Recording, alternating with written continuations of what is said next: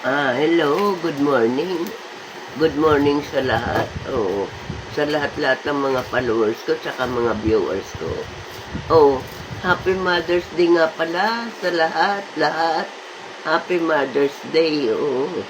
Ako, ang dami nang bumati sa akin. Ako, baka hindi lang 100, baka libo-libo na. Yung, kahapon pa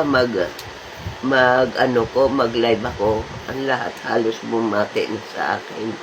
O mga viewers ko, tsaka mga gifter ko, bumati na sa akin lahat eh. Oo. Maraming pong salamat. Nagpapasalamat ako sa mahal na Panginoon at ngayong araw binigyan na naman tayo ng panibagong magandang araw ng linggo. Sana hindi lang ako, tayong lahat, magpasalamat tayo sa mahal na Panginoon at nagising tayo ng maayos ang katawan natin, ang kalusugan, at walang diferensya, walang kalamidad, walang kahit ano, masaya. Di ba sinabi ko na lagi tayong magsaya kasama ang buong pamilya dahil maikli lang ang buhay natin. Ang buhay natin hiram lamang. Lahat ng bagay dito sa mundo, puro hiram lamang. Kaya, pangsamantala lang ang buhay natin dito. At bawat araw na dumarating sa ating buhay, lagi nating pasalamatan yun kay Lord na binigyan tayo ng panibagong araw sa araw-araw nating buhay. Ngayon, mga mahal kong followers at saka mga viewers, kung ano man, kung may mga grasya man dumarating sa akin, ayun ay ipinagkakaloob ko rin unang-una dahil sa kahirapan namin nung araw. Siyempre, marami kaming pinagkakautangan ng loob. Ngayon, yung mga tao na yan, binibigyan din namin ngayon yan. Hindi ko na inaalintana nga wala akong naipon o ano pa man. Kasi, pangumbaga sa kasabihan, sa madaling salita, nagbabayad tayo ng mga utang. Ganon. Kaya ako,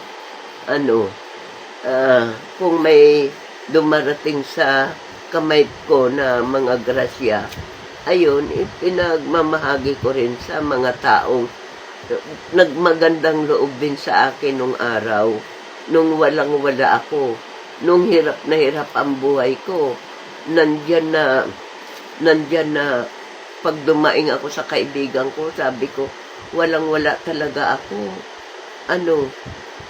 Alam mo, bibigyan ako isang garapon na puro barya, tigba 25. Binibigay yun sa akin, isang garapon, mga naiipon nila. Ngayon, siyempre, naiisip ko rin yun na ngayon, nagkakapera naman ako, ay bibigyan ko naman sila. Kumbaga, nagbabayad lang ako sa mga atraso ko, sa mga kaibigan ko, sa mga nagmagandang loob sa akin. Ganon ang ginagawa ko, kaya, yun, sasabihin na natin wala akong naipon o mayroon nga dyan yung kahapon viewers ko sa Proud Filipino daw siya. Nangihingi sa akin pambili ng bigas, hindi ako kumikibo. Walang-wala daw siya. Hindi talaga ako kumikibo kasi sa totoo lang, wala rin akong naipon talaga sa totoo lang kasi kumbaga paglapat ng pera sa kamay ko, nagbabayad ako sa mga pinagkakautangan ko. Hindi, parang utang na rin. Kumbaga, yung mga kabutihan nilang nagawa sa akin yun, binabalikan ko sila lahat. Oo. Kaya, wala talaga akong yung naitatabi ko, sasabihin natin na itatabi ko ganito. Lahat ng lumalapat sa kamay ko, kung sino ako may atraso, kung saan binibigyan ko kaagad ng pera. Oo. Marami pa nga hindi ko pa na bibigyan, kumbaga. Oo. Yung mga tumulong sa akin nung araw, marami pa. Kaya yun nga lang, hindi ko sila makontak. Ay, kaya ako, kasi bago man lang sana ako mawala dito sa mundo, ay siguro niloob ng Panginoon Diyos yan na ganyan ang mangyayari para na sa ganun. Kahit papano makapagbalik loob ako sa kanila ng mga tinulong nila sa akin. Unang-una, sa lahat yung mga nagbibigay sa akin financial pagkain, pinapanalangin ko sa Panginoon Diyos yan na araw-araw na sabi ko, yung mga nagbibigay sa akin ng financial pagkain, bahala na po kayo, Panginoon. Ngayon, pag may pera naman akong lumalapat sa kamay ko, ay binabalikan ko sila. Hindi ako na sakim, hindi ako inuuna ko yung utang na loob. Inuuna ko yung pagbabayad ng mga utang na loob, kung pwede lang, oo.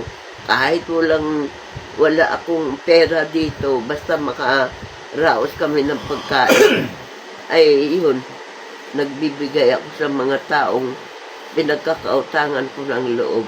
Lalong-lalo na yung mga taong nagbigay sa akin ng tulong nung panahong walang-wala kami. Maraming pong salamat, Lord. Pati sa inyo mga followers ko, yan lang ang masasabi ko sa inyo. Magandang araw at saka Happy Mother's Day sa lahat.